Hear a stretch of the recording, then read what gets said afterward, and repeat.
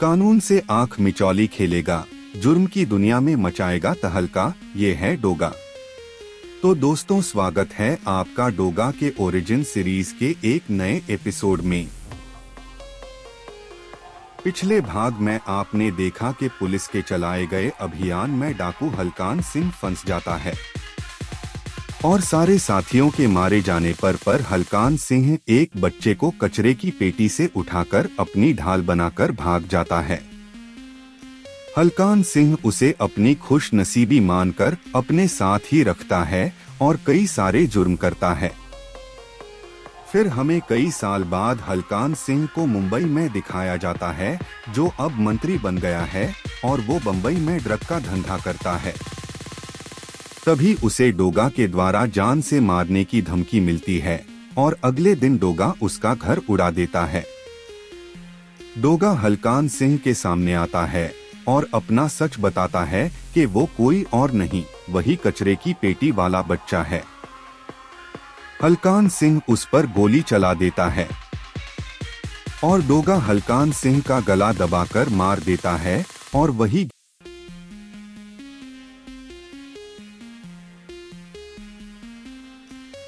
अदरक चाचा हमें बताते हैं कि आप जरूर जानना चाहेंगे कि डोगा कैसे बना, पर वो हमें चेतावनी देते हैं, आपके आंखों से एक भी आंसू न गिरे। अदरक चाचा हमें डाकू हलकान सिंह के बारे में बताते हैं। आप इसे जानते होंगे, एक कसाई, हत्यारा, बेरहम, दरिंदा, जिस नाम से पुकारो इस शैतान को। हलकान सिंह फिरौती न मिलने पर मासूमों को भी नहीं बख्शता था। उन्हें मारकर उन्हें ठिकाने लगाने का काम उसने उसे दे रखा था, जिसे वो कुत्ता बुलाता था। वो मासूम उन लाशों को सड़क पर फेंक कर आता था और आने पर सबके लिए खाना भी बनाता था। धीरे धीरे 15 साल बीत गए और उस मासूम के अंदर दबे आंसुओं का सैलाब अब लावे में बदलने वाला था। एक दिन लोहा सिंह एक लड़की को पकड़ कर लाता है और कहता है, ये एक बड़े ईंट के व्यापारी की बेटी है, 10 से 15 लाख तो मिल जाएंगे। हलकान सिंह कहता है, इसके बाप को फिरौती की चिट्ठी भेज दो। तभी उसका खबरी खबर लाता है, उस लड़की के बाप ने पुलिस को खबर कर दी। तब हलकान सिंह कहता है, लगता है उसे दौलत प्यारी है, बेटी नहीं। एक और पत्र फेंक कर उसके मुंह पर। वो मासूम लड़की पिंजड़े में फंसी चिड़िया की तरह रोती रही, पर किसी ने उसकी पुकार नहीं सुनी, उसने भी नहीं। वो भी पत्थर बना रहा। वो बोला, खाना खा लो। वो खाना उस पर फेंक कर बोली, मर जाऊंगी पर तुम्हारे हाथ का खाना नहीं खाऊंगी, और वो उसे बुरा भला कहने लगी।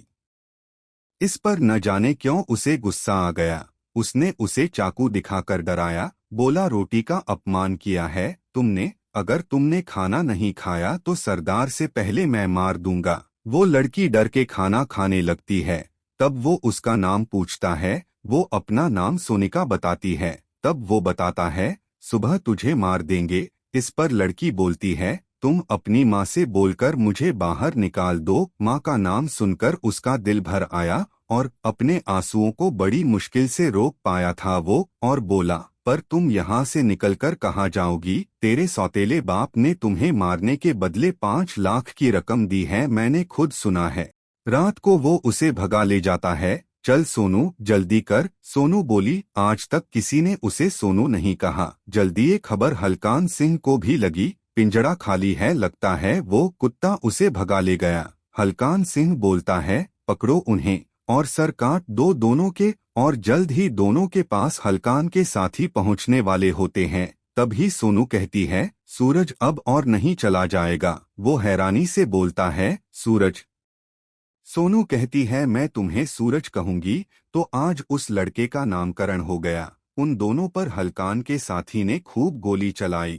अचानक उनका पैर फिसल जाता है और वो नदी में गिर जाते हैं। वो नदी खूनी नदी के नाम से फेमस थी। वहां से गिरने पर सूरज ने सोनू को खूब आवाज दी, पर सोनू कहीं नहीं मिली। वहां से सूरज सीधा पुलिस के पास गया और हलकान सिंह के अड्डे का पता बता दिया। पुलिस हलकान का पता पाकर वहां पर हमला कर देती है और सबको मार देती है, पर हलकान सिंह और लोहा सिंह नहीं मिले। पुलिस ने सूरज को बाल सुधार में भेज दिया, पर सोनू की चीखें उसे सोने नहीं देती थी और सोनू का बदला लेने और हलकान सिंह को मारने के लिए वो वहां से भाग जाता है। सूरज मुंबई पहुंचकर खुद को हलकान सिंह से लड़ने के लायक बनाने का फैसला करता है। पर मुंबई में भी उसका अतीत, वो कुत्ते वाली पहचान नहीं बदली, वहां पर भी उसे कुत्ता कहा जाता था। तभी वहां पर किलर्स गैंग के लड़के आकर दादागिरी करते हैं। वहां पर एक गैंग और होता है, लायंस जिम। उनकी इस हरकत पर कुछ करने वाला होता है। तब दूसरा बोलता है, हम गुंडों की तरह मारपीट नहीं करते हैं। ये बात किलर्स गैंग का बंदा सुन लेता है और कहता है, क्या बोला बे तू, गुंडा बोला तू अपुन को। और ये बोलकर किलर्स गैंग उन पर हमला करती है, जिस पर लायंस गैंग सिर्फ अपना बचाव करती है, जिसे सूरज भी देखता है। फिर लायंस गैंग के जांबाज लड़ाकों के सामने वो पल भी नहीं टिक पाए। सबको पीटने के बाद एक सूरज को पैसे देकर बोलता है, ये लो सरदार जी को दे देना, तोड़फोड़ का मुआवजा। और आंधी की तरह सब निकल जाते हैं। तब सूरज सोचता है, मेरा उद्देश्य यहाँ रहकर पूरा नहीं होगा। तब सूरज लायन जिम जाता है, जहाँ पर उसे मिलते हैं अदरक चाचा।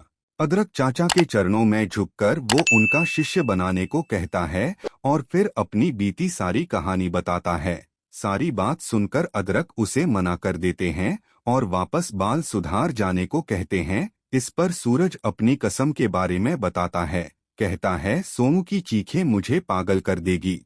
सूरज को शिष्य तो नहीं बनाया पर जिम में काम जरूर दे दिया। सूरज दिन भर सफाई करता और सबके जाने के बाद दिन भर देखी हुई कसरत वो रात में करता था। धीरे धीरे सूरज भी एक मजबूत शरीर का मालिक हो गया। और एक दिन अदरक चाचा की नजर सूरज पर पड़ती है।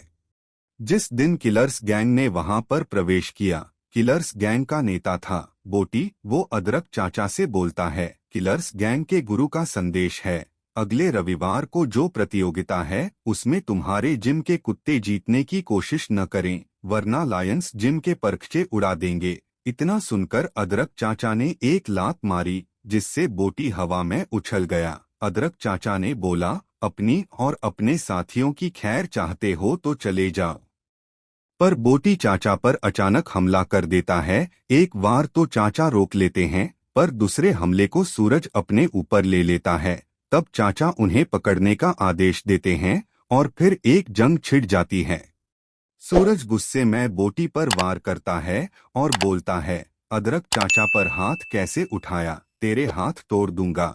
काफी देर लड़ने पर बोटी सूरज को एक दाव से पकड़ लेता है। तब सूरज सोचता है, मैंने सिर्फ शरीर बनाना सीखा है पर लड़ना नहीं। लड़ना तो सिर्फ अदरक चाचा जानते हैं।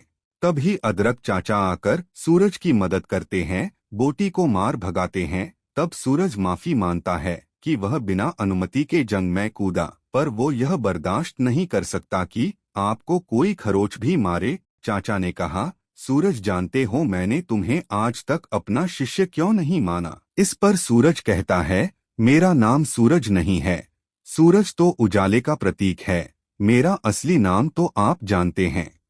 अदरक चाचा बोलते हैं, नहीं, हम तुम्हें इसी नाम से पुकारेंगे जो तुम्हें तुम्हारी सोनू ने दिया था। चाचा आगे बोलते हैं, अगर मैंने उस वक्त तुम्हें अपना शिष्य बना लिया होता तो तुम्हारे अंदर जो बदले की आग थी वो मर जाती। मैं चाहता था कि वो आग एक फौलाद बन जाए। वो आगे बताते हैं, मैंने तुम्हें छिप छिप कर प्रैक्टिस करते देखा था। मेरे शिष्य न होते हुए भी जिस लगन से तुमने सब सीखा वो हमारे लायंस जिम के लिए मिसाल होगी। और फिर अदरक चाचा उसे अपना शिष्य स्वीकार कर लेते हैं। सूरज कहता है, मेरे पास गुरु दक्षिणा में देने को कुछ नहीं है, अगर आप मेरा सर मांगेंगे तो वो भी दे दूंगा। अगले दिन अदरक चाचा ने सूरज को अपने भाई हल्दी से मिलवाया, जो कराटे एक्सपर्ट थे।